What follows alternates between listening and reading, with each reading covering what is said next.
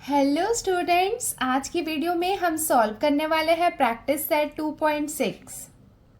इसके पहले वीडियो में मैंने क्वेश्चन नंबर 1 to 5 सॉल्व किया था। आज हम इसके आगे के क्वेश्चंस को सॉल्व करने वाले हैं, क्वेश्चन नंबर 6 to 10।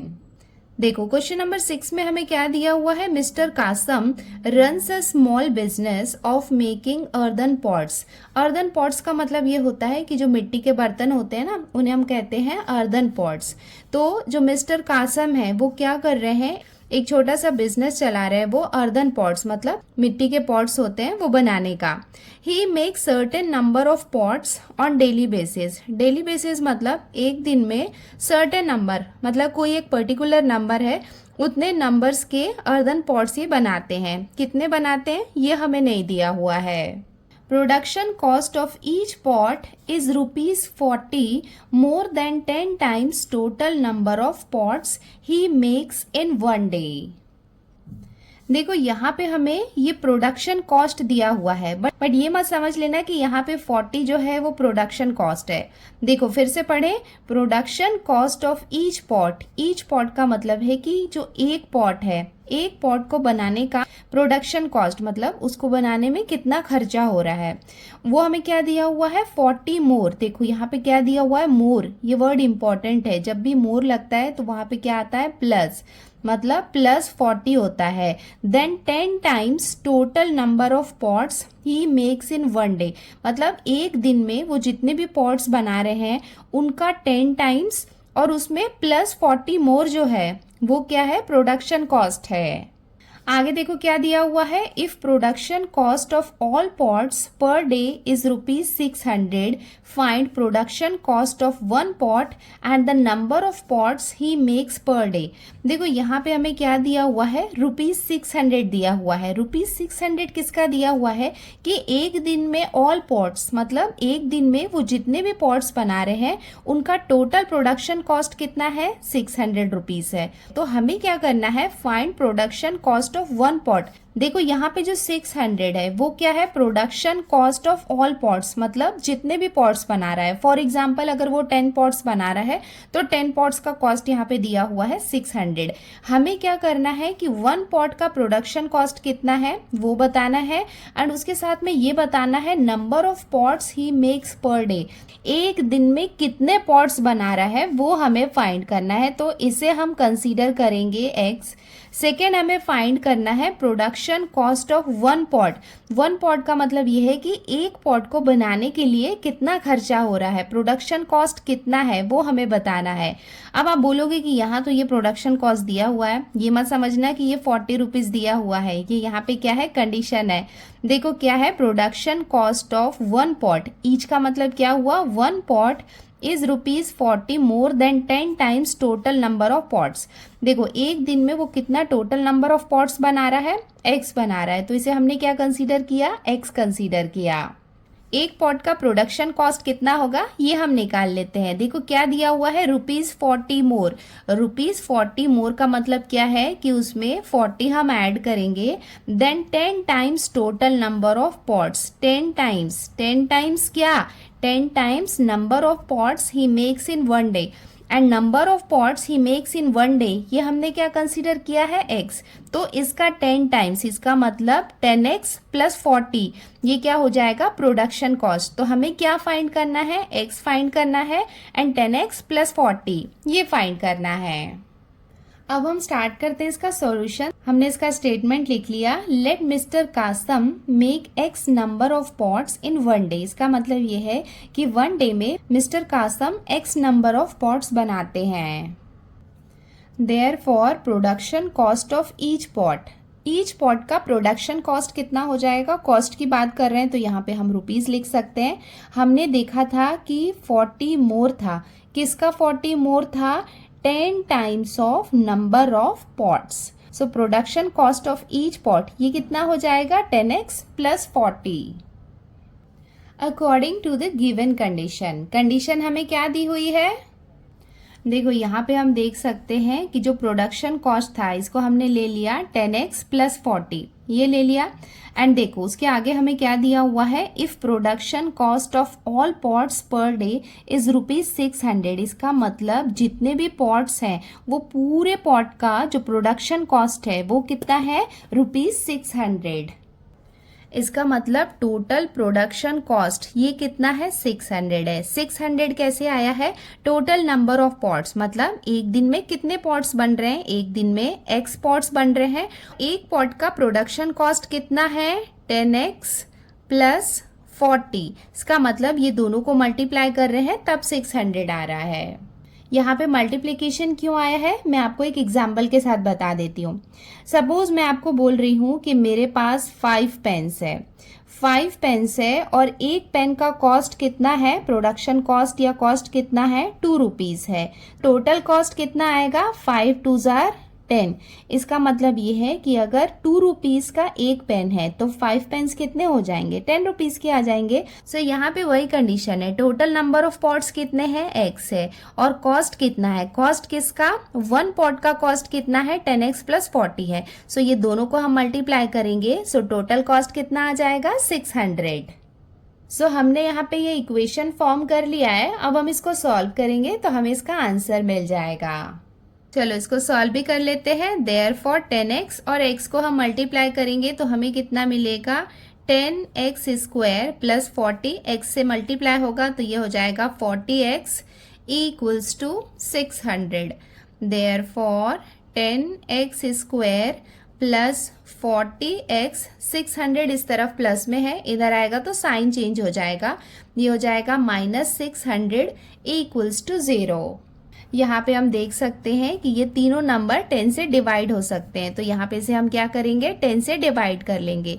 तो ये क्या हो जाएगा, 10x square upon 10 plus 40x upon 10 -600 divided by 10 equals to 0। को 10 से डिवाइड करेंगे तो 0 ही आने वाला है, और यहाँ पे हम ब्रैकेट में मेंशन कर देते हैं डिवाइडिंग बोथ साइड्स बाय 10। तो देखो ये 10 से ये 10 कैंसिल हो जाएगा, 10 1 जार, ये हो जाएगा 10 4 जार 40, 10 1 जार, ये हो जाएगा 10 6 जार 60 एंड 10 0 जार 0।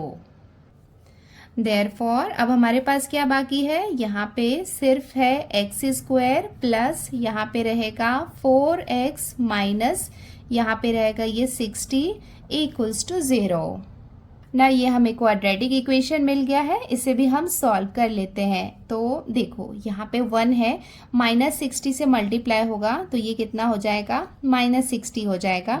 -60 के हमें फैक्टर्स निकालने हैं, ऐसे फैक्टर्स जिन्हें प्लस या माइनस करने में 4 मिलना चाहिए। तो सिंपली हम क्या करेंगे, 10 सिक्सा कर लेंगे। 10 सिक्सा कितना होगा, 60 हो जाएगा। 10 में से 6 को माइनस करेंगे तो हमें कितना मिलेगा, 4 मिलेगा। यहाँ पे प्लस साइन है तो यहाँ पे भी ये प्लस साइन आ जाएगा, और माइनस प्लस क्या होगा, माइनस होगा, तो यहाँ पे आ जाएगा ये minus sign. Therefore x square को हम एज इट इज लिखेंगे, 4x के प्लेस में हम लिख सकते हैं plus 10x minus 6x minus 60 equals to 0। अब हम इसको फर्दर सॉल्व कर लेते हैं। देयरफॉर यहाँ पे ये पेयर बन जाएगा और हम यहाँ पे कॉमन निकाल लेंगे। तो यहाँ पे हम x को कॉमन ले लेते हैं, ब्रैकेट के अंदर क्या बाकी रहेगा, x प्लस 10, और यहाँ पे हम ये -6 को कॉमन ले लेते हैं, ब्रैकेट के अंदर क्या बाकी रहेगा, x plus, because minus plus क्या होगा, माइनस होगा, 10 इक्वल्स टू 0। देयरफॉर यहाँ पे देखो x प्लस 10, x प्लस 10, तो यहाँ पे हम x प्लस 10 इसको हम कॉमन ले लेंगे, और ब्रैकेट के बाहर यहाँ पे क्या बाकी है, x minus 6 equals to 0। Therefore x plus 10 equals to 0 ये हम ले सकते हैं, या फिर x माइनस 6 इक्वल्स टू 0 ये हम ले सकते हैं। Therefore x equals to, x की वैल्यू कितनी हो जाएगी, ये प्लस में है, इस तरफ आएगा तो साइन चेंज हो जाएगा, ये क्या हो जाएगा -10, और x इक्वल्स टू -6 है, इस तरफ आएगा तो ये +6 हो जाएगा। सो हमें x की वैल्यू क्या क्या मिल गई, -10 एंड 6। एक्स क्या रिप्रेजेंट कर रहा है, नंबर ऑफ पॉट्स को रिप्रेजेंट कर रहा है, और नंबर ऑफ पॉट्स नेगेटिव नहीं हो सकते हैं, तो हम x इक्वल्स टू 6 ये कंसीडर करेंगे। सो हमने यहाँ पे ये लिख लिया, but number of pots can not be negative, therefore x equals to कितना हो जाएगा 6। x हमने कंसीडर किया था नंबर ऑफ पॉट्स को। एक और चीज हमें फाइंड करनी थी, प्रोडक्शन कॉस्ट। तो यहाँ पे हम लिख लेते हैं production cost of each pot equals to, ये हमने क्या लिया था 10x प्लस 40 इक्वल्स टू, अब हम यहाँ पे वैल्यू पुट कर देते हैं, ये हो जाएगा 10 इंटू एक्स के प्लेस में हम लिखेंगे 60 प्लस 40 इक्वल्स टू 10 सिक्स कितना हो जाएगा 60 प्लस 40 इक्वल्स टू, ये दोनों को ऐड करेंगे तो हमें कितना मिलेगा 100। यहाँ पे हम कॉस्ट की बात कर रहे हैं, सो हम यहाँ पे लिख लेते हैं रुपीज। इसका मतलब ये है कि ईच पॉट मतलब एक पॉट का प्रोडक्शन कॉस्ट कितना है ₹100, और टोटल नंबर ऑफ पॉट्स मतलब एक दिन में कितने पॉट्स बन रहे हैं 6 बन रहे हैं। सो आप देख सकते हो कि 100 को आप 6 से मल्टीप्लाई करोगे तो आपको 600 मिल जाएगा, जो क्या था टोटल कॉस्ट। एंड ये हो जाएगा इसका conclusion, therefore production cost of one pot is ₹100 and the number of pots mister Kasam makes per day is 6, और ये हो जाएगा इसका answer.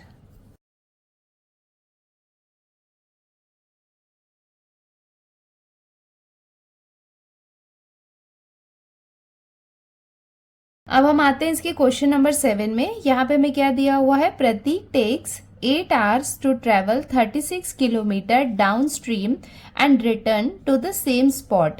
The speed of boat in still water is 12 kilometer per hour. Find the speed of water current. ये question मैं आपको एक figure के हेल्प से समझाती हूँ। हमें यहाँ पे क्वेश्चन में फिगर ड्रॉ नहीं करना है, बट यस अगर आप फिगर को देखोगे तो आपको क्वेश्चन अच्छे से समझ में आ जाएगा। देखो यहाँ पे क्या दिया हुआ है, Prateek takes 8 hours to travel 36 kilometre downstream. देखो डाउन स्ट्रीम का मतलब क्या होता है, अगर आप रिवर देखोगे तो रिवर जो होता है वो एक डायरेक्शन में फ्लो करता है, मतलब इसमें जो पानी है वो इस तरफ फ्लो कर रहा है। तो जिस तरफ वो जाता है ना, मतलब पानी का बहाव जिस तरफ होता है उसे हम क्या कहते हैं, डाउन स्ट्रीम। मतलब पानी अगर इस डायरेक्शन में बह रहा है तो उसे हम कहते हैं डाउन स्ट्रीम। इसका मतलब यहाँ पे प्रतीक है और यहाँ पे कोई स्पॉट है, तो प्रतीक को यहाँ पे मतलब यहाँ पे जा रहा है किसी स्पॉट में, यहाँ पे जा रहा है और उसके बाद वहां पे वो वापस आ रहा है। देखो यहाँ पे हमें क्या दिया हुआ है, Prateek takes 8 hours to travel 36 kilometre downstream and return to the same spot. देखो यहाँ पे ये कोई स्पॉट है, प्रतीक यहाँ पे बोट में है और प्रतीक यहाँ पे क्या कर रहा है, यहाँ से यहाँ इस तरफ जा रहा है, मतलब डाउन स्ट्रीम में जा रहा है और उसके बाद वहां से रिटर्न आ रहा है। तो उसे टोटल कितना टाइम लग रहा है, 8 hours। 8 hours का उसको टाइम लग रहा है। यहाँ पे वो जा रहा है किसी स्पॉट में और वहां से वो वापस आ रहा है। जो इस तरफ जो डायरेक्शन है उसे हम कहते हैं डाउन स्ट्रीम, और जो वापसी का डायरेक्शन होता है उसे हम कहते हैं अपस्ट्रीम। अपस्ट्रीम क्या होता है, जो नदी का डायरेक्शन होता है उसका जो ऑपोजिट साइड होता है, जो नदी का ये करंट है ना उसके ऑपोजिट साइड में अगर हम बोट चलाते हैं तो उसे हम कहते हैं अपस्ट्रीम। सो यहाँ से लेके जाना और वापस आना टोटल डिस्टेंस कितना है, 36 किलोमीटर। सेकेंड कंडीशन हमें क्या दिया हुआ है, the speed of boat in still water is 12 kilometre per our. अब देखो यहाँ पे एक और वर्ड आया है, स्टिल वाटर। स्टिल वाटर का मतलब होता है कि रुका हुआ पानी, मतलब वहाँ पे पानी जो है वो किसी डायरेक्शन में फ्लो नहीं कर रहा है, जैसे कि तालाब का पानी होता है। जैसे अगर हम नदी का बात करें, पानी जो है वो एक डायरेक्शन में बहता है, बट अगर हम स्टिल वाटर की बात कर रहे हैं तो ये यहाँ पे क्या है, स्टिल वाटर है। स्टिल वाटर का मतलब ये है कि पानी यहाँ पे रुका हुआ है और यहाँ पे जो बोट है इसकी नॉर्मल स्पीड कितनी होगी वो हमें दिया हुआ है। वो हमें कितना दिया हुआ है, 12 किलोमीटर पर आवर। इसका मतलब हमें क्या क्या गिवन है, बोट की नॉर्मल स्पीड हमें दी हुई है कि जो नॉर्मल स्पीड है वो कितनी है, 12 किलोमीटर पर आवर है। बट एक बात बताओ, अगर कहीं पे रुका हुआ पानी है तो वहाँ पे जो बोट की स्पीड होगी, और जहाँ पे पानी का एक फ्लो है, पानी का एक करंट फ्लो है, मतलब पानी जो है वो एक डायरेक्शन में बह रहा है, अगर हम वहाँ पे बोट की स्पीड की बात करें तो क्या वो सेम होगी जो स्टिल वाटर में है? नहीं, बिकॉज जब हम डाउनस्ट्रीम की बात कर रहे हैं, मतलब यहाँ पे वाटर है, वाटर का करंट है, तो वाटर भी क्या है, अपना एक प्रेशर क्रिएट करता है जिससे इसको पुश मिलता है। मतलब यहाँ पे पानी का भी क्या होगा, अगर पानी इस डायरेक्शन में जा रहा है तो उसका पुश मिलेगा। अगर आप स्विमिंग भी करते होगे तो पानी में जहाँ पे पानी का फ्लो है उस डायरेक्शन में आप करोगे तो आप इजिली वहाँ पे स्विम कर सकते हो, बिकॉज पानी भी आपको क्या करता है, पुश करता है। और उसका उल्टा आप करोगे, मतलब अपस्ट्रीम, यहाँ पे आप ऑपोजिट डायरेक्शन में आओगे तो आपकी स्पीड जो होगी वो कम होगी, क्योंकि जो पानी होगा, जो पानी का करंट होगा, वो आपको यहाँ पे ऑपोजिट डायरेक्शन में पुश करेगा। देखो, हमें फाइंड क्या करना है, find the speed of water current. इसका मतलब जो यहाँ पे वाटर करंट है उसकी क्या स्पीड है वो हमें फाइंड करना है। देखो, इसको हम कैसे कनेक्ट कर सकते हैं, अगर यहाँ पे जो वाटर करंट है उसकी स्पीड जो है, सपोज हमने x लिया, तो यहाँ पे हम देख सकते हैं कि बोट की नॉर्मल स्पीड कितनी है, 12 किलोमीटर पर आवर है। अगर हमने यहाँ पे x कंसीडर किया है वाटर करंट की स्पीड को, तो अगर हम यहाँ पे डाउनस्ट्रीम की बात कर रहे हैं, इसका मतलब बोट जो है वो जब इस डायरेक्शन में जा रहा है, देखो यहाँ पे ये क्या है, जो 36 किलोमीटर है और जो 8 आवर्स है, ये यहाँ पे कंप्लीट टाइम और कंप्लीट कितना किलोमीटर है, डिस्टेंस है, वो हमें गिवन है। बट अगर हम यहाँ पे स्पीड की बात कर रहे हैं, बोट की स्पीड की बात कर रहे हैं, तो बोट जब डाउनस्ट्रीम में है तो नॉर्मल उसकी स्पीड कितनी होती है, 12 किलोमीटर पर आवर्स की होती है। तो वहां पे वाटर करंट का भी प्रेशर उसको मिलेगा, मतलब वाटर करंट की भी स्पीड मिलेगी। इसका मतलब बोट जो है जब इस डायरेक्शन में जाएगी तो उसकी स्पीड कितनी हो जाएगी, 12 + x। ये तो हो गई इस डायरेक्शन की बात। अब बोट जो है वहां पे किसी एक स्पॉट में पहुंच के जब वापस आएगी, मतलब इस तरफ वापस आएगी, तो यहाँ पे देखो वाटर करंट के अगेंस्ट में वो आ रही है। तो इसका मतलब अगर बोट की स्पीड 12 किलोमीटर पर आवर की है और वो इस डायरेक्शन में वापस आ रही है, तो पानी यहाँ पे प्रेशर लगाएगा कि नहीं, जो वाटर करंट की स्पीड है वो यहाँ पे इसे रोकने की कोशिश करेगी। इसका मतलब यहाँ पे क्या आएगा, -x आएगा। मतलब यहाँ पे जो बोट की स्पीड होगी वो कम हो जाएगी, क्योंकि यहाँ पे जो वाटर करंट का स्पीड है वो उसको यहाँ पे रोकने का काम करेगा। सो जब हम डाउनस्ट्रीम की बात करेंगे तो बोट की स्पीड कितनी होगी, 12 + x। और जब हम अपस्ट्रीम की बात करेंगे तो वहां पे बोट की स्पीड कितनी होगी, 12 - x। कि हम वाटर के डायरेक्शन में जब फ्लो करते हैं, जो वाटर करंट की जो स्पीड होती है वो भी हमको मिल जाती है। और जब हम रिवर में ऑपोजिट साइड में स्विम करते हैं या फिर बोट होती है, तो वहां पे जो वाटर करंट की जो स्पीड होती है वो उसे रोकने की कोशिश करती है। तो यहाँ पे हमने क्या किया है, जो वाटर करंट की स्पीड है उसको हमने यहाँ पे क्या किया है, जो एक्चुअल स्पीड होगी उसमें से वो माइनस हो जाएगी। माइनस क्यों हो रही है, क्योंकि वो स्पीड को कम कर रही है। सो बच्चों, ये वाला पार्ट जो मैंने आपको एक्सप्लेन किया है ये कम्प्लीटली रफ वर्क है, सिर्फ और सिर्फ क्वेश्चन को अंडरस्टैंड करने के लिए मैंने ये ड्रॉ किया था। अब हम स्टार्ट करते हैं इसका solution. Let the speed of water current be, हमें क्या करना है, वाटर करंट की स्पीड फाइंड करनी है। तो इसे हम कंसीडर करते हैं x kilometre per hour. Speed of boat in still water, still water मतलब जो रुका हुआ पानी है, वहां पे बोट की स्पीड कितनी है, ये हमें गिवन है 12 kilometre per hour. Speed of boat downstream equals to, देखो नॉर्मल बोट की स्पीड कितनी थी, 12 थी, प्लस वहां पे क्या है, जो स्पीड ऑफ वाटर करंट है वो भी वहां पे काम कर रहा है, एक्स्ट्रा पुश उसको दे रहा है। तो यहाँ पे हम क्या करेंगे, +x करेंगे, किलोमीटर पर आवर। तो स्पीड ऑफ बोट डाउनस्ट्रीम कितना हो जाएगा, 12 + x kilometre per hour. Speed of boat upstream, देखो अपस्ट्रीम का मतलब क्या होगा, ऑपोजिट डायरेक्शन में आ रही है। इसका मतलब जो नॉर्मल स्पीड है वहां पे वो थोड़ी कम हो जाएगी, जितना वाटर करंट का स्पीड है वो उसको कम करेगा। तो ये कितना हो जाएगा, 12 - x kilometre per hour. According to the given condition देखो यहाँ पे क्या है कि यहाँ पे हमने यहाँ पे स्पीड ऑफ बोट निकाल लिया डाउनस्ट्रीम और अपस्ट्रीम। यहाँ पे देखो टोटल टाइम कितना लग रहा है, 8 आवर्स लग रहा है एंड उसके साथ में हमें यहाँ पे डिस्टेंस दिया हुआ है। सो हमें यहाँ पे टाइम और डिस्टेंस गिवन है। अगर आपको ये फॉर्मूला याद होगा तो आप देख सकते हो टाइम इक्वल्स टू क्या होता है, डिस्टेंस अपॉन स्पीड। ये फॉर्मूला हमें पता है। देयरफॉर हमें क्या क्या गिवन है, टाइम हम निकाल सकते हैं। टाइम हम कैसे निकाल सकते हैं, बिकॉज हमें डिस्टेंस और स्पीड दोनों पता है। तो टाइम डाउन स्ट्रीम मतलब डाउन स्ट्रीम में कितना टाइम लग रहा है प्लस टाइम अपस्ट्रीम। देखो डाउनस्ट्रीम का टाइम प्लस अपस्ट्रीम का टाइम, ये दोनों का टोटल टाइम जो है आने और जाने में कितना टाइम लग रहा है, 8 आवर्स लग रहा है। ये हमें क्वेश्चन में गिवन है। सो हम यहाँ पे टाइम लिख लेते हैं डाउनस्ट्रीम के लिए। देखो टाइम इक्वल्स टू क्या होता है, डिस्टेंस अपॉन स्पीड। डिस्टेंस कितना है, 36 किलोमीटर है। स्पीड कितना है, देखो स्पीड ऑफ बोट डाउनस्ट्रीम ये हमने कितना फाइंड किया है, 12 प्लस x। ये हो गया time downstream plus time upstream. देखो यहाँ पे डिस्टेंस कितना है, 36 किलोमीटर है और स्पीड कितना है, देखो speed of boat upstream. Upstream के लिए कितना है, 12 माइनस x है इक्वल्स टू, तो ये हो गया डाउनस्ट्रीम और अपस्ट्रीम का टाइम। सो टोटल टाइम कितना हो जाएगा, 8 आवर्स। यहाँ पे एक्चुअली आवर्स नहीं भी लिखोगे तो आप चलेगा। नाउ ये इक्वेशन को अब हम सॉल्व करते हैं। तो यहाँ पे हम क्या करेंगे, क्रॉस मल्टीप्लीकेशन करेंगे।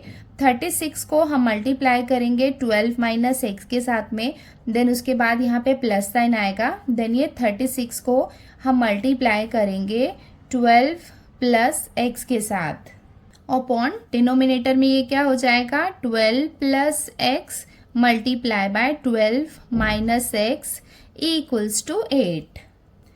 देयरफॉर यहाँ पे दो तरीके हैं, या तो आप 36 को यहाँ पे कॉमन बाहर निकाल सकते हो, वैसा कर सकते हो, या फिर हम यहाँ पे ये डायरेक्ट मल्टीप्लीकेशन कर सकते हैं। 36 को हम 12 से मल्टीप्लाई करेंगे तो हमें कितना मिलेगा, 432 माइनस 36 एक्स से मल्टीप्लाई होगा तो ये कितना हो जाएगा, 36x प्लस अगेन यहाँ पे 36 12 से मल्टीप्लाई होगा तो ये हो जाएगा 432 प्लस 36x अपॉन यहाँ पे आप देख सकते हो कि 12 प्लस एक्स 12 माइनस एक्स मतलब a square minus b square वाला फॉर्मूला हम यहाँ पे अप्लाई कर सकते हैं।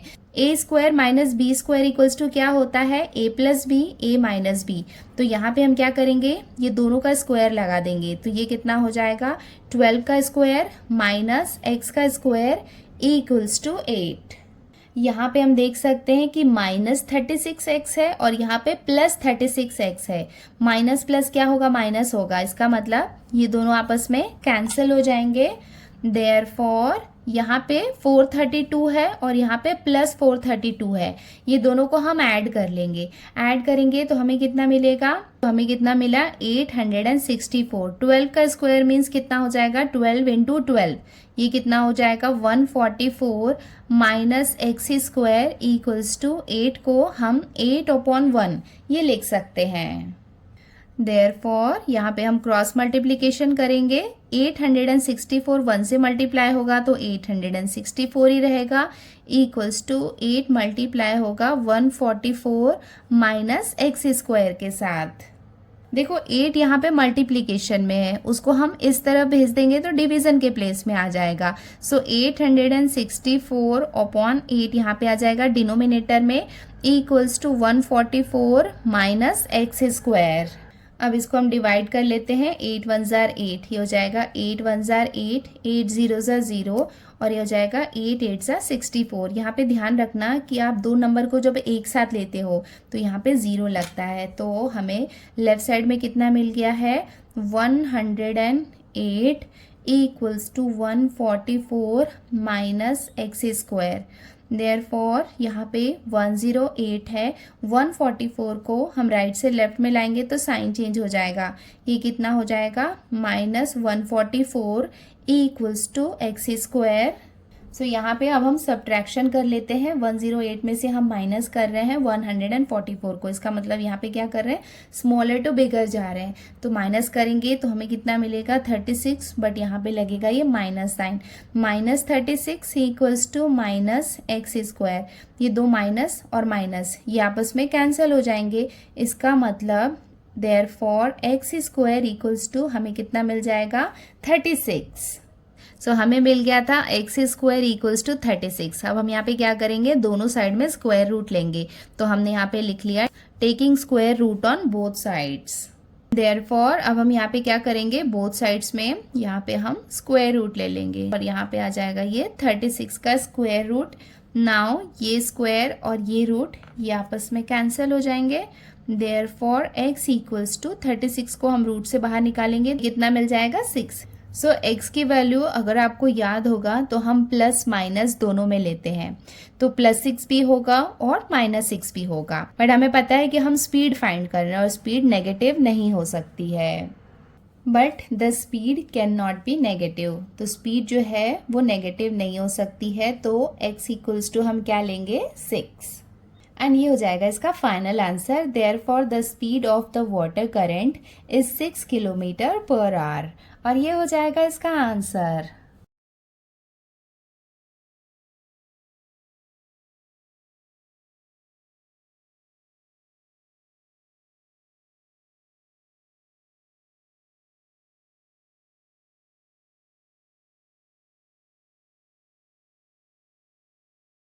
अब हम सॉल्व करते हैं इसका क्वेश्चन नंबर 8। देखो यहाँ पे हमें क्या दिया हुआ है, Pintu takes 6 days more than those of Nishu to complete certain work. देखो कोई एक काम है जिसे कौन कर रहा है, पिंटू कर रहा है और निशु कर रहा है। कंडीशन हमें क्या दी हुई है कि Pintu takes 6 days more than those of Nishu, मतलब निशु जो काम को कंप्लीट करता है ना, उसको कंप्लीट करने में पिंटू को 6 दिन और ज्यादा लगते हैं। मतलब ये तो लगते ही हैं, प्लस उसके साथ में 6 days मोर। देखो मोर का मतलब क्या होगा, +6। If they work together they finish it in 4 days। अगर वो दोनों मिलके उस काम को कर रहे हैं, सर्टेन काम मतलब कोई काम होगा उसको अगर दोनों मिलके कर रहे हैं तो दोनों मिलके कितने 4 days में कंप्लीट कर रहे हैं। How many days would it take to complete the work if they work alone. So हमें क्या फाइंड करना है, हाउ मेनी डेज मतलब कितने दिन लगेंगे अगर वो काम को वो दोनों अलोन मतलब अकेले करेंगे। मतलब पिंटू उस काम को अकेला करेगा तो कितने दिन लगेंगे और निशु उस काम को कितने दिन में कंप्लीट करेगा। बिकॉज अगर दोनों साथ में मिलके कर रहे हैं तो 4 दिन में वो काम को कंप्लीट कर रहे हैं, बट पिंटू जो है उस काम को अकेला करेगा तो कितने दिन लगाएगा और निशु अगर उस काम को अकेला करेगा तो कितने दिन लगाएगा, ये हमें फाइंड करना है।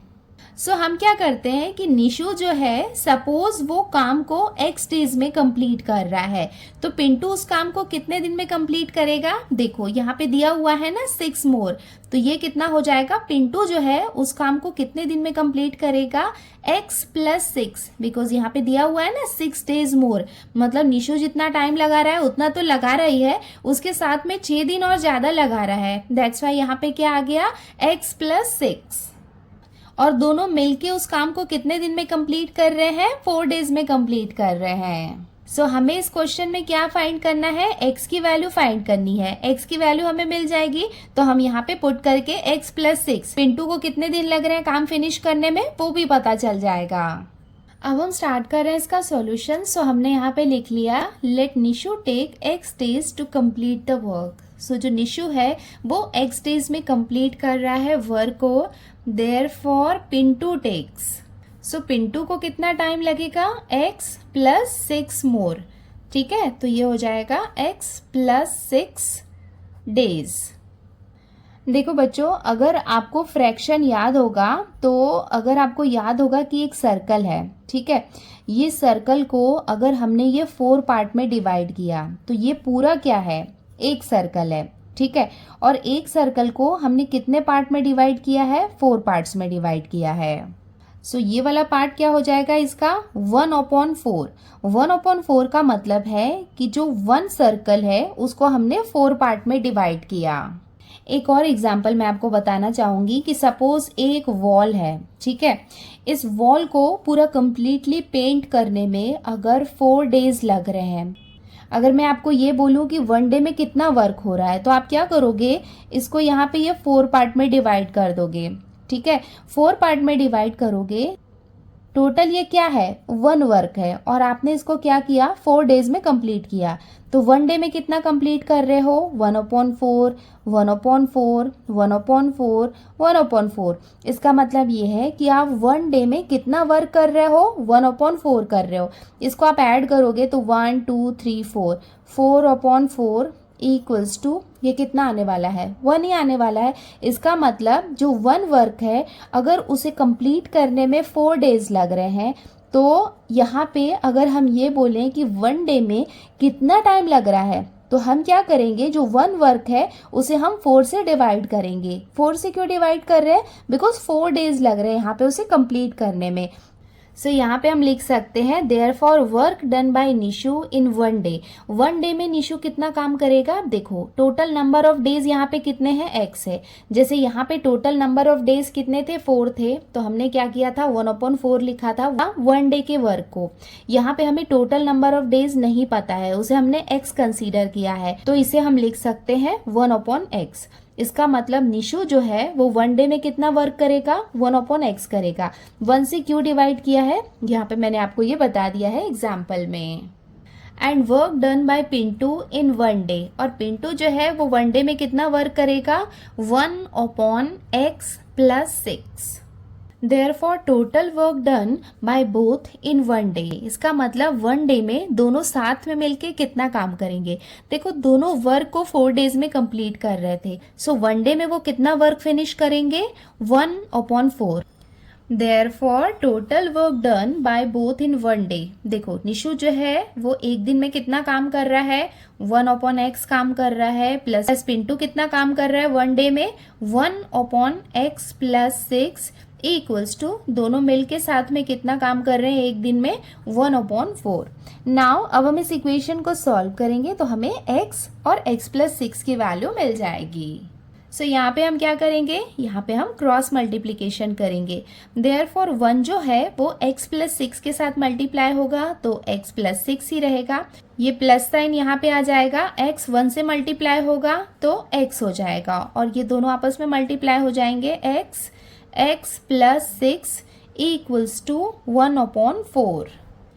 देयरफॉर देखो यहाँ पे x है, यहाँ पे x है, ये दोनों को हम ऐड करेंगे तो कितना हो जाएगा, 2x + 6 ये x यहाँ पे अंदर मल्टीप्लाई हो जाएगा, तो ये कितना हो जाएगा, x² + 6x equals to 1/4।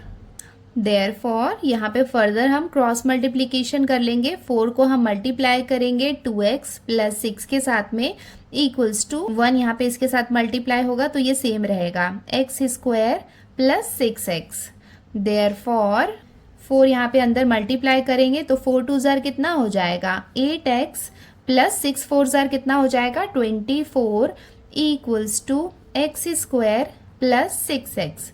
Therefore ये दोनों को हम इस तरफ शिफ्ट करेंगे और एक क्वाड्रेटिक इक्वेशन बनाएंगे, तो यहाँ पे कुछ नहीं बाकी रहेगा, तो क्या आ जाएगा, 0 इक्वल्स टू, ये है x² + 6x, 8x यहाँ पे प्लस पे है, इस तरफ आएगा तो ये माइनस में हो जाएगा, तो ये हो जाएगा -8x - 24 इक्वल्स टू, देखो x² है, ये दोनों यहाँ पे लाइक टर्म्स हैं, तो इसको हम सॉल्व कर लेते हैं। प्लस माइनस क्या हो जाएगा, माइनस हो जाएगा। 8 में से 6 को माइनस करेंगे तो हमें कितना मिलेगा, 2x, यहाँ पे रहेगा ये माइनस साइन, -24। सो ये पूरे पार्ट को हम इस तरफ में लिख लेते हैं, तो ये हो जाएगा x² - 2x - 24 इक्वल्स टू 0। तो यहाँ पे हमें ये क्वाड्रेटिक इक्वेशन मिल गया है। अब इसको हम सॉल्व कर लेते हैं।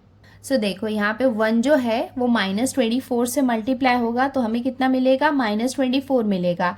अब हमें -24 के फैक्टर्स निकालने हैं, ऐसे फैक्टर्स जिन्हें प्लस या माइनस करने में हमें -2 मिल जाए। तो हम सिंपली क्या करेंगे, 6 4 ज़ार 24 करेंगे, बिकॉज 6 में से 4 को माइनस करेंगे तो हमें कितना मिलेगा, 2 मिलेगा। यहाँ पे माइनस साइन है तो यहाँ पे आ जाएगा ये माइनस साइन, माइनस माइनस क्या हो जाएगा, प्लस, तो यहाँ पे आ जाएगा plus sign. Therefore x square minus 2x के प्लेस में हम लिख सकते हैं minus 6x plus 4x minus 24 equals to 0। अब देखो यहाँ पे इसका और यहाँ पे इसका हम पेयर बना लेते हैं और कॉमन बाहर निकाल लेते हैं, तो x यहाँ पे बाहर आ जाएगा कॉमन। ब्रैकेट के अंदर क्या बाकी रहेगा, x माइनस 6, बिकॉज x को यहाँ पे आप अंदर मल्टीप्लाई करोगे तो ये सेम थिंग आपको मिलने वाली है। यहाँ पे हम प्लस 4 को कॉमन ले लेंगे, ब्रैकेट के अंदर क्या बाकी रहेगा, x माइनस 4 से 6 कितना होता है, 24 इक्वल्स टू 0। देयरफॉर यहाँ पे x माइनस 6, तो यहाँ पे इसको हम कॉमन ले सकते हैं, ये आ जाएगा। और यहाँ पे क्या बाकी है, x plus 4 equals to 0। Therefore x minus 6 equals to 0। या तो ये आंसर हो सकता है या फिर x plus 4 equals to 0। Therefore x equals to कितना हो जाएगा, माइनस 6 है, राइट साइड में जाएगा तो साइन चेंज हो जाएगा, ये हो जाएगा प्लस 6। और x इक्वल्स टू क्या हो जाएगा, ये प्लस में है, इस तरफ आएगा तो ये क्या हो जाएगा, माइनस हो जाएगा। सो ये हो जाएगा माइनस 4। सो x की हमें 2 वैल्यूज मिल गई है, 6 एंड माइनस 4। हम क्या फाइंड कर रहे हैं, number of days, and number of days can not be negative. So हम कौन सा आंसर कंसीडर करेंगे, x इक्वल्स टू 6। सो हमने यहाँ पे लिख लिया, but number of days can not be negative, therefore x equals to 6 हो जाएगा। एंड नेक्स्ट हमें क्या फाइंड करना था, x plus 6 equals to, x की वैल्यू हमने कितनी फाइंड की है, 6, तो यहाँ पे आ जाएगा 6 प्लस 6 इक्वल्स टू 12। और ये हो जाएगा इसका final answer. Nishu will take 6 days and Pintu will take 12 days if they work alone. अगर वो अकेले काम करते हैं तो निशु को 6 दिन लगेंगे एंड पिंटू को 12 days लगेंगे। और ये हो जाएगा इसका आंसर।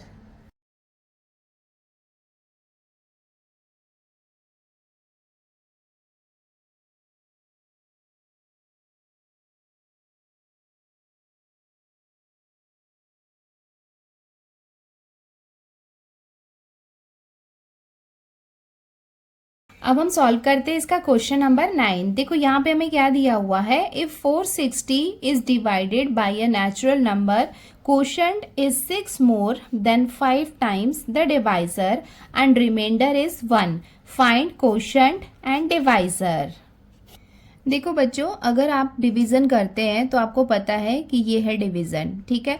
डिवीज़न में यहाँ पे जो नंबर होता है उसे हम क्या कहते हैं, डिविडेंड कहते हैं। यहाँ पे क्या आता है, डिवाइज़र आता है। एंड यहाँ पे क्या रहता है, कोशेंट। एंड यहाँ पे जब इसको पूरा सॉल्व कर लेते हैं तो हमें यहाँ पे क्या मिलता है, रिमाइंडर।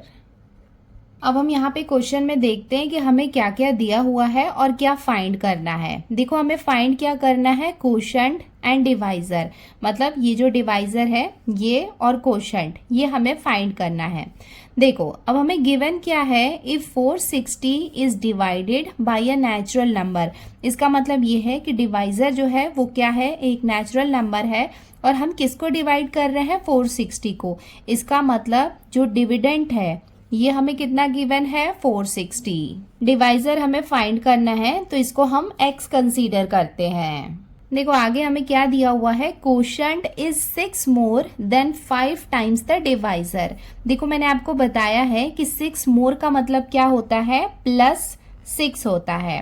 और प्लस 6 क्या है, quotient is 6 more than 5 times the divisor, मतलब जो डिवाइज़र है डिवाइज़र का 5 टाइम्स जो है, देखो 5 टाइम्स ऑफ डिवाइज़र, डिवाइज़र हमने क्या लिया है, x कंसीडर किया है, 5 टाइम्स ऑफ डिवाइज़र एंड इसमें 6 मोर है। इसका मतलब कोशेंट क्या है, 5x plus 6 and reminder is 1। और रिमाइंडर हमें कितना दिया हुआ है, 1। तो देखो यहाँ पे डिवाइज़र को हमने x कंसीडर किया है और क्वेश्चन में जो कंडीशन दी हुई है 6 more and 5 times of divisor, ये हमने लिख लिया। कोशेंट हमें फाइंड करना है, डिविडेंड हमें गिवन है, रिमाइंडर हमें 1 गिवन है। बच्चों अगर आपको ये फॉर्मूला याद होगा कि हम डिविडेंड कैसे निकालते थे, देखो डिविडेंड इक्वल्स टू क्या होता है, ये दोनों को मल्टीप्लाई करते हैं, मतलब divisor into quotient plus remainder. ये क्या होता है, डिविडेंड निकालने का फॉर्मूला होता है कि dividend equals to divisor into quotient plus remainder. ये हमने ऑलरेडी 6 और 7 स्टैंडर्ड में पढ़ा है। सो हम ये कॉन्सेप्ट यूज करेंगे that dividend equals to divisor into quotient plus remainder. So हमने यहाँ पे लिख लिया let the divisor be x. हमने क्या किया, डिवाइजर को एक्स कंसीडर किया, देयरफॉर कोशेंट इक्वल्स टू क्या हो जाएगा, ये देखो, ये मैंने अभी आपको बताया कि ये कैसे आया है 5x प्लस 6 एंड उसके साथ जो हमें गिवन है वो भी हम लिख लेते हैं कि हमें डिविडेंड जो है वो भी गिवन है कितना 460। यहाँ पे हम ब्रैकेट में लिख लेते हैं कि ये वाला पार्ट हमें गिवन है एंड उसके साथ में ही हमें रिमाइंडर जो है वो भी गिवन है 1। सो यहाँ पे हम ब्रैकेट में मेंशन कर देते हैं कि ये भी हमें गिवन है। वी नो दैट, ये फॉर्मूला हमें पता है, मैंने अभी जस्ट आपको बताया that dividend equals to divisor into quotient plus remainder. Therefore अब हम यहाँ पे वैल्यूज पुट करते हैं डिविडेंड। देखो डिविडेंड कितना है 460 इक्वल्स टू डिवाइजर कितना है, हमने x कंसीडर किया है, तो यहाँ पे हम लिख लेंगे x इनटू कोशेंट कितना है 5x प्लस 6 प्लस रिमाइंडर कितना है 1। देयरफॉर 460 इक्वल्स टू, यहाँ पे x को ब्रैकेट के अंदर हम मल्टीप्लाई कर लेते हैं, तो ये कितना हो जाएगा 5x स्क्वायर प्लस 6 और x को मल्टीप्लाई करेंगे तो कितना मिलेगा 6x प्लस 1। देयरफॉर ये 460 को भी हम इस तरफ ले आते हैं, तो यहाँ पे कुछ भी नहीं बाकी है तो 0 लिख सकते हैं, equals to 5x square plus 6x plus 1 minus 460। Therefore 0 equals to 5x square plus 6x plus minus क्या हो जाएगा, माइनस हो जाएगा। माइनस 460 में से 1 को हम माइनस करेंगे तो हमें कितना मिलेगा 459। माइनस हम यहाँ पे बिगर नंबर का लगाएंगे, देयरफॉर ये पूरे पार्ट को इस तरफ ले आते हैं, 0 को इधर लिखते हैं, तो ये हो जाएगा 5x square plus 6x minus 459 equals to 0। So हमें यहाँ पे ये क्वाड्रेटिक इक्वेशन मिल गया है। अब इसको हम सॉल्व करेंगे। देखो यहाँ पे ये 5 है और यहाँ पे कितना है माइनस 459, तो 459 जो है इसको हम मल्टीप्लाई करेंगे 5 के साथ में। 9 5 से कितना हो जाएगा 45। हम यहाँ पे लिखेंगे 5, 4 यहाँ पे कैरी करेंगे, 5 5 25, 25 प्लस 4 कितना हो जाएगा 29, 2 यहाँ पे कैरी करेंगे, 5 4 20, 20 प्लस 2 कितना हो जाएगा 22। तो हमें कितना मिल गया 2295। अब हमें क्या करना है 2295 जो है इसके 2295 के फैक्टर्स निकालने हैं, ऐसे फैक्टर्स जिन्हें मल्टीप्लाई करें तो 2295 आए और प्लस या माइनस करने में 6 आना चाहिए। तो यहाँ पे हम देख सकते हैं कि काफ़ी बड़ा नंबर है जिसका टेबल इजीली हमें नहीं आता है, तो हम क्या करेंगे इसको फैक्टराइज करके चेक करेंगे। सो ये थोड़ा सा रफ वर्क कर लेते हैं। तो यहाँ पे इसको 5 के टेबल से हम डिवाइड करेंगे तो ये कितना हो जाएगा 5 4 20 और ये हो जाएगा 5 5 25 एंड 5 9 45। अब देखो इसको आप ऐड करोगे 4 + 5 9, 9 + 9 18, तो ये 3 के टेबल से डिवाइड हो सकता है। 3 1 3, 3 5 15, 3 3 9। फर्दर इसको डिवाइड कर लेते हैं। देखो ये भी अभी 3 के टेबल से डिवाइड हो सकता है, तो ये कितना हो जाएगा 3 5 15, 3 1 3, 5 + 1 होता है 6, तो ये भी 3 के टेबल से डिवाइड हो सकता है। 3 1 3 और ये हो जाएगा 3 7 21। नाउ 17 तो एक प्राइम नंबर है तो इसको सिंपली हम लिख सकते हैं 17 1 17। अब देखो हमें यहाँ पे फैक्टर्स मिल गए हैं, यहाँ पे हमें पेयर बनाना है, ऐसा पेयर बनाना है जिन्हें प्लस या माइनस करें तो हमें 6 मिल जाए। देखो अगर स्टार्टिंग के हम 2 नंबर लेंगे और बाकी के नंबर को हम मल्टीप्लाई करेंगे तो हमें ऐसा नंबर नहीं मिलेगा। आप चेक करके देख सकते हैं कि 5 3 15 हो जाएगा और यहाँ पे जब मल्टीप्लाई करेंगे तो काफ़ी बड़ा सा नंबर मिलेगा जिसे आप 15 से प्लस या माइनस करोगे तो आपको 6 नहीं मिलने वाला है। तो हम क्या करेंगे यहाँ पे ये 3 नंबर को लेंगे और चेक करेंगे। 5 3 ज़र कितना होगा 15, 15 3 ज़र कितना हो जाएगा 45, और ये 2 नंबर हम लेंगे तो 17 3 ज़र कितना होगा 51। देखो 45 और 51 इन्हें आप मल्टीप्लाई करोगे तो आपको कितना मिलेगा 2295 मिलेगा। 51 में से अगर आप 45 को माइनस करोगे तो आपको कितना मिलेगा 6 मिलेगा। यहाँ पे ये परफेक्ट फैक्टर्स हैं जिन्हें हम यूज कर सकते हैं। सो यहाँ पे 2 फैक्टर्स हम लिख लेते हैं। बड़े नंबर को हम पहले लिखेंगे तो यहाँ पे आ जाएगा 51 और यहाँ पे आ जाएगा 45। नाउ देखो यहाँ पे प्लस साइन है और देखो यहाँ पे ये क्या है माइनस में है, मतलब ये माइनस है, और यहाँ पे 51 में हम क्या करते हैं ये वाला साइन लेते हैं तो ये हो जाएगा प्लस, और माइनस प्लस क्या हो जाएगा माइनस। तो सो हम 2 फैक्टर्स कौन से ले रहे हैं प्लस 51 एंड माइनस 45। तो इसको हम फर्दर सॉल्व कर लेते हैं। देयरफॉर 5x², इसके प्लेस में हम यहाँ पे लिखेंगे plus 51x minus 45x minus 459 equals to 0। अब यहाँ पे इसका और इसका पेयर बन जाएगा। देयरफॉर नंबर्स यहाँ पे थोड़े बड़े हैं तो केयरफुली आपको यहाँ पे कैलकुलेशन करना है। तो यहाँ पे x को हम कॉमन ले लेंगे तो ब्रैकेट के अंदर क्या बाकी रहेगा 5x, ये x को कॉमन ले लिया है, प्लस ब्रैकेट के अंदर क्या बाकी रहेगा 51। देखो यहाँ पे हम क्या कॉमन ले, ऐसे बड़े नंबर को देख के आप डर मत जाना, थोड़ा सा ट्रिक भी यूज किया करो। देखो यहाँ पे हमें ये बात पता है कि जो ब्रैकेट के अंदर यहाँ पे आता है ना वो सेम थिंग यहाँ पे भी आता है। देखो यहाँ पे 5 है तो यहाँ पे हमें क्या करना है ब्रैकेट के अंदर 5x लाना है, तो 5x लाना है तो यहाँ पे हम क्या कॉमन ले, x तो यहाँ पे ऑलरेडी आ गया है तो यहाँ पे हम क्या करेंगे -9 को कॉमन लेंगे, बिकॉज 9 5 ज़र कितना हो जाएगा 45 हो जाएगा, और यहाँ पे ये माइनस प्लस ये क्या हो जाएगा माइनस हो जाएगा।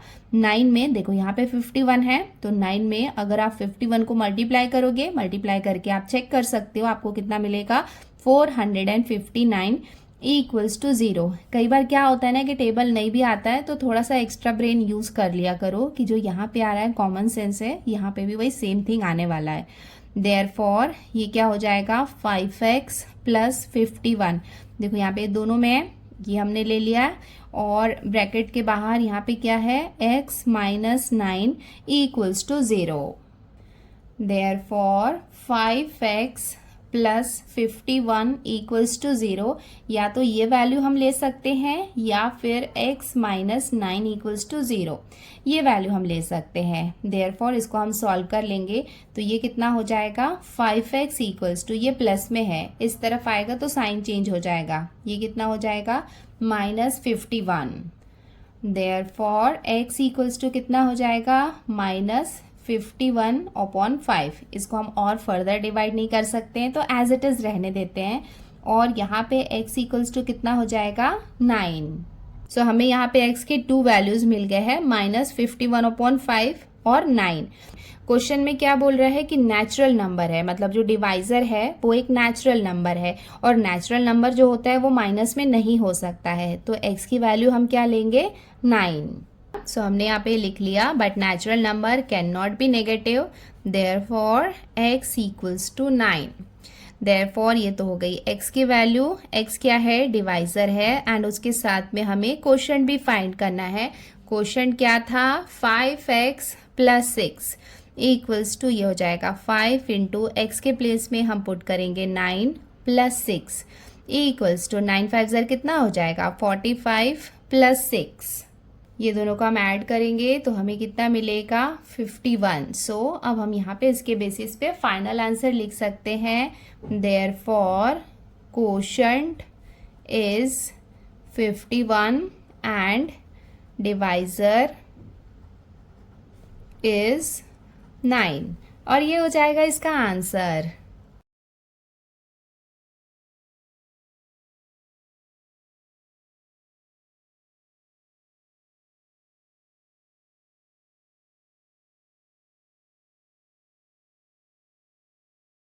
अब हम आ गए इसके लास्ट क्वेश्चन में। सो ये एक फिगर बेस्ड है, यहाँ पे देखो हमें एक फिगर दिया हुआ है। In the adjoining figure quadrilateral ABCD is a trapezium. देखो ABCD ये हमें क्वाड्रिलेटरल गिवन है, ये यहाँ पे क्या है, ट्रेपीजियम है। ट्रेपीजियम क्या होता है, पैरेलल होता है, मतलब इसके जो टू साइड्स होते हैं वो आपस में पैरेलल होते हैं। देखो यहाँ पे दिया हुआ है A B is parallel to C D. देखो ए बी और सी डी ये दोनों एक दूसरे के पैरेलल हैं, ये यहाँ पे दिया हुआ है, दैट्स वाई ये यहाँ पे क्या है, ट्रेपीजियम है। And it's area is 33 centimetre square. और यहाँ पे मतलब जो इसके अंदर का जो पूरा एरिया है वो कितना है, 33 सेंटीमीटर स्क्वायर है, ये भी हमें दिया हुआ है। From the information given in the figure find the length of all sides of the quadrilateral ABCD। देखो यहाँ पे कुछ इन्फॉर्मेशन हमें गिवन है। इन्फॉर्मेशन क्या दिया हुआ है कि AD और BC, देखो यहाँ पे ये दोनों क्या है, एक दूसरे के इक्वल है। इक्वल है, यहाँ पे आप देख सकते हो कि यहाँ पे ये साइन दिया हुआ है जिसमें लेंथ कितना दिया हुआ है, x-2। और यहाँ पे एक परपेंडिकुलर है, परपेंडिकुलर क्या है, AM, ये भी हमें गिवन है x-4। और AB कितना है, x है। और CD कितना दिया हुआ है, 2x+1। सो इसकी हेल्प से हमें क्या करना है, लेंथ्स ऑफ ऑल साइड, मतलब जितने भी जो साइड्स है ना, AB, CD, BC और AD, ये सारे साइड्स हमें फाइंड करना है। Fill in the empty boxes to get the solution. So हमें यहाँ पे ये एम्प्टी बॉक्सेस दिए हुए हैं, इन्हें हमें फिल करना है और सॉल्यूशन फाइंड करना है। देखो यहाँ पे क्या दिया हुआ है, solution quadrilateral ABCD is a trapezium, AB is parallel to CD। देखो उसके बाद यहाँ पे ये एरिया का फॉर्मूला लगाया है, मतलब जो ट्रेपीजियम है उसका एरिया का फॉर्मूला है, क्या है कि area equals to half AB plus CD multiply by. So यहाँ पे देखो AB प्लस CD ये यहाँ पे दिया हुआ है, मतलब जो पैरेलल साइड्स हैं उनका एडिशन मल्टीप्लाई बाय क्या होता है, हाइट होता है। ट्रेपीजियम का फॉर्मूला हम ऑलरेडी पढ़ चुके हैं 8th और 9th स्टैंडर्ड में। तो क्या होता है, AB और CD मतलब जो पैरेलल साइड है उनका एडिशन होता है मल्टीप्लाई बाय हाइट। हाइट यहाँ पे क्या है, ये जो परपेंडिकुलर है ये यहाँ पे हाइट है, तो ये हमें कितना गिवन है, x-4। बट यहाँ पे हम देख सकते हैं कि अभी लेटर्स को यूज कर रहे हैं तो हमें लेटर लिखना है, तो ये क्या हो जाएगा, हाइट क्या हो जाएगा, AM। सो यहाँ पे हाइट क्या है, AM है, तो यहाँ पे हम लिख लेते हैं AM। उसके बाद देखो यहाँ पे सारे वैल्यूज पुट किया है। एरिया हमें क्वेश्चन में गिवन था 33 एंड उसके बाद यहाँ पे हमने वैल्यू पुट किया। देखो हाफ लिखा AB की वैल्यू कितनी है, x है, और CD की वैल्यू कितनी है, 2x+1। सो यहाँ पे देख सकते हो कि AB के प्लेस में x लिखा है और CD के प्लेस में 2x+1 लिखा है, मल्टीप्लाई बाय AM। देखो AM ये कितना है, x-4। सो यहाँ पे AM के प्लेस में हम क्या लिख लेंगे, x-4। यहाँ पे स्पेस नहीं है तो मैंने बाहर लिख लिया है। देन उसके बाद देखो यहाँ पे क्या किया है, x और 2x ये दोनों को ऐड किया है, तो कितना आ गया, 3x+1 मल्टीप्लाई है, ये वाला पार्ट एज इट इज रहेगा, x-4। और यहाँ पे क्या किया है, ये 2 यहाँ पे डिवीजन में है तो इस तरफ क्या होगा, ये मल्टीप्लाई होगा, तो 33 में 2 को हम मल्टीप्लाई करेंगे तो हमें कितना मिलेगा, 66। अभी देखो इसका जो आगे का स्टेप है, यहाँ पे बहुत सारे स्टेप्स आएंगे बीच में, यहाँ पे प्लेस नहीं है तो मैं आपको नोटबुक में सॉल्व करके बताती हूँ। देन उसके बाद यहाँ पे इसको हम फिल कर लेंगे। सो इसके आगे का पार्ट यहाँ पे मैं आपको रफ में सॉल्व करके बताती हूँ। देयरफॉर 66 को हम एज इट इज लिखेंगे। यहाँ पे क्या है, मल्टीप्लीकेशन है, तो हम क्या करेंगे, सबसे पहले जो 3x है उसे हम मल्टीप्लाई करेंगे x-4 के साथ में। देन उसके बाद आएगा +1, इसे भी हम मल्टीप्लाई करेंगे x-4 के साथ में। देयरफॉर 66 इक्वल्स टू 3x को x से मल्टीप्लाई करेंगे तो ये कितना हो जाएगा, 3x² माइनस 3 4 कितना हो जाएगा, 12। यहाँ पे हम लिखेंगे x प्लस ये वाला जो पार्ट है यहाँ पे आ जाएगा +1 के साथ मल्टीप्लाई होगा तो सेम रहेगा, ये हो जाएगा x-4। Therefore 66 equals to 3x²। देखो यहाँ पे ये लाइक टर्म्स है, यहाँ पे ये है 1x, माइनस प्लस क्या हो जाएगा, माइनस हो जाएगा। 12 में से 1 को माइनस करेंगे तो हमें कितना मिलेगा, 11x-4। देयरफॉर ये 66 को भी हम इस तरफ ले आते हैं तो यहाँ पे सिर्फ 0 बाकी रहेगा, equals to 3x² minus 11x minus 4 minus 66। Therefore 0 equals to 3x square minus 11x। Minus minus क्या हो जाएगा, प्लस हो जाएगा। 66 में हम 4 को ऐड करेंगे तो हमें कितना मिलेगा, 70, और यहाँ पे रहेगा ये माइनस साइन। अब ये पूरे पार्ट को हम इस तरफ लिख लेते हैं, therefore 3x square minus 11x minus 70 equals to 0। देखो यहाँ पे कितना आया है, 3x square minus 11x minus 70। सो यहाँ पे हम कंपेयर कर सकते हैं। देखो 3x स्क्वायर है, 3x स्क्वायर है, और यहाँ पे कितना है, माइनस 11x है, और ये माइनस ऑलरेडी गिवन है, यहाँ पे आ जाएगा 70। अब ये एक नॉर्मल क्वाड्रेटिक इक्वेशन की तरह दिख रहा है, जिसको हम सॉल्व कर लेते हैं। देखो यहाँ पे 3 है और यहाँ पे है माइनस 70। इसको हम मल्टीप्लाई करेंगे तो यहाँ पे क्या है, 70 है, इसको हम 3 से मल्टीप्लाई करेंगे। 3 0 0, 7 3 21, बट यहाँ पे माइनस साइन है तो ये हो जाएगा माइनस 210। तो माइनस 210 के हमें फैक्टर्स निकालने हैं, ऐसे फैक्टर्स जिन्हें प्लस या फिर माइनस करने में हमें यहाँ पे 11 मिलना चाहिए। सिंपल है, यहाँ पे 21 दिख रहा है तो 21 का टेबल हम यूज कर सकते हैं। 21 टेंजा कितना होता है, 210 होता है। 21 में से 10 को माइनस करेंगे तो हमें कितना मिलेगा, 11 मिलेगा। साइन यहाँ पे क्या लगाएंगे, देखो यहाँ पे माइनस साइन है तो यहाँ पे आ जाएगा माइनस साइन। माइनस माइनस क्या हो जाएगा, प्लस, तो यहाँ पे हम लिखेंगे ये प्लस साइन। देयरफॉर ये कितना हो जाएगा, 3x स्क्वायर माइनस 11x के प्लेस में हम लिखेंगे minus 21x plus 10x minus 70 equals to 0। अब हम यहाँ पे पेयर बनाते हैं, इसका पेयर बनेगा, इसका पेयर बनेगा।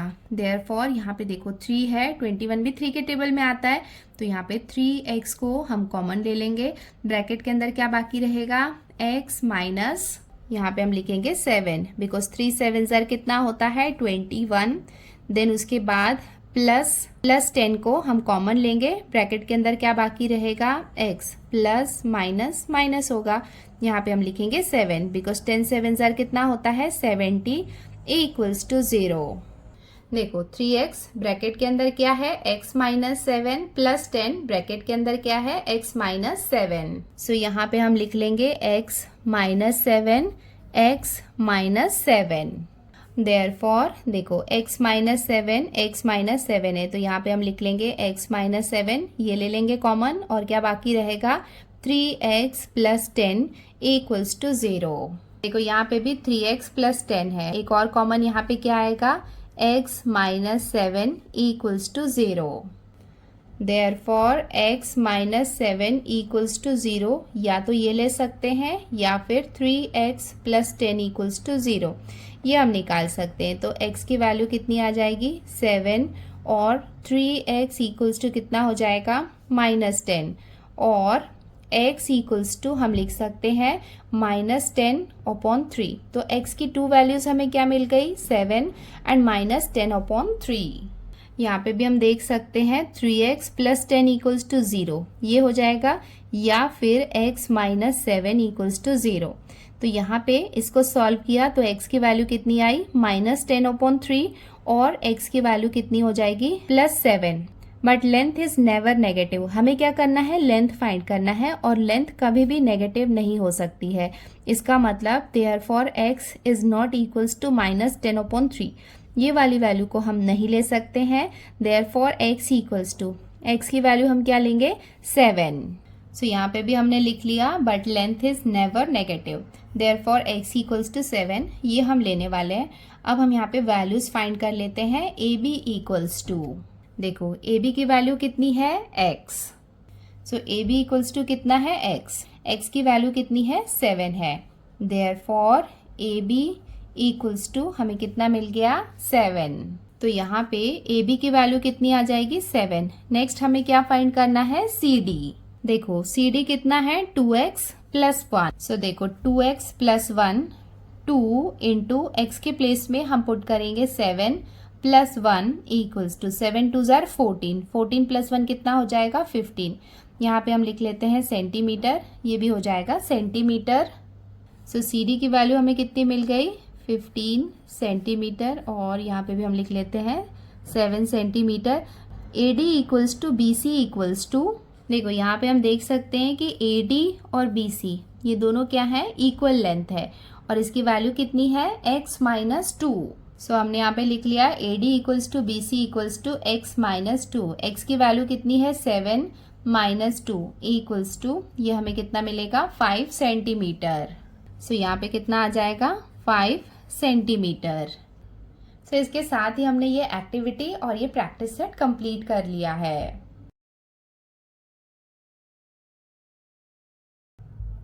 और ये हो जाएगा इसका कंप्लीट सॉल्यूशन।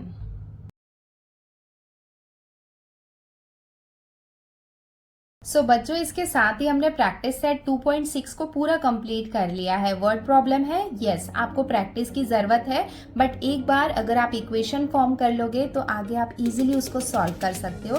तो इसको अच्छे से प्रैक्टिस कर लेना, बहुत ही इंपॉर्टेंट है ये प्रैक्टिस सेट। आज के लिए इतना ही बच्चों। अगर वीडियो अच्छे से समझ में आया है तो वीडियो को लाइक ज़रूर करना, और इसके पहले का वीडियो जिसमें क्वेश्चन नंबर 1 to 5 सॉल्व किया है उसका लिंक भी आपको डिस्क्रिप्शन में मिल जाएगा। अगर आपने हमारा टेलीग्राम चैनल ज्वाइन नहीं किया है तो उसका लिंक भी आपको डिस्क्रिप्शन में मिल जाएगा। आज के लिए इतना ही। वीडियो पसंद आई है तो लाइक ज़रूर करना, अपने फ्रेंड्स के साथ भी शेयर करना। जल्दी मिलते हैं नए वीडियो में। Till then take care, bye bye and practise well. Bye.